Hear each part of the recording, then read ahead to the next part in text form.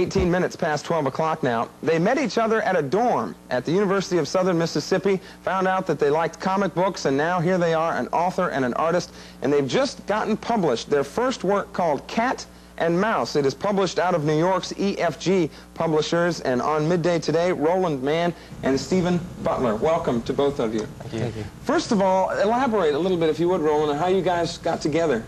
Well, I was helping my girlfriend go around. She was campaigning for a homecoming maid. It was her and some other girls. And we were escorting them in the male dorms. And when we went to his suite, there was this huge painting of one of his characters on there. And I just kind of stood in awe at the character, and the girls went through their spiel. And they left, and I was still standing there looking at the painting. And I said, well, you know, who's into comics? And Stephen said, well, I draw comics. And I said, well, I write comics. And so we just put it together from there. And how do you... I mean, we know how authors get their manuscripts published, but I mean, how did you get your heads together? How did you work as a team and pick it up from there? We just had a lot of ideas that we threw together. And we got together one night and came up with the whole plot for the story that you see in Cat and Mouse #1. And it's just like a chain. Everybody has their own job to do. The writer does his part, and then we have two different artists that are working on Cat and Mouse. I'm one of them. Another one is Mitch Bird. He's our third partner. We also have someone to do the coloring, and then it's shipped off to the printers. But you can't do anything as an artist until Roland, as the author, gets everything. Is that accurate? That's true. Working as a team is the best way to make a quality comic book. But Hattiesburg is not known to be a publishing mecca. Now, where did you, once you got this work together, which is getting a real good review, and I'm going to read a review to you a little bit here later on in the interview. But after this one was completed, then what do you do?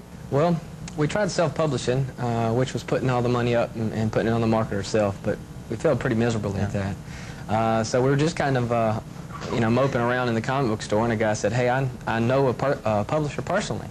And so he gave me his telephone number, and I called the guy, and he said, send me a package. And I Xeroxed everything we had, and then I sent him a package about that thick, and got a call a week later, and he said, I love the stuff, let's do it. And we were really lucky. Now, one of the comic book review magazines that come out with, just like Mark Johnson reviews movies, this one reviews comic books, and this is author Virginia Williams Pennick said this in the latest comic book review, and I'm quoting here, I hope Cat and Mouse can endure, both as a team and a comic.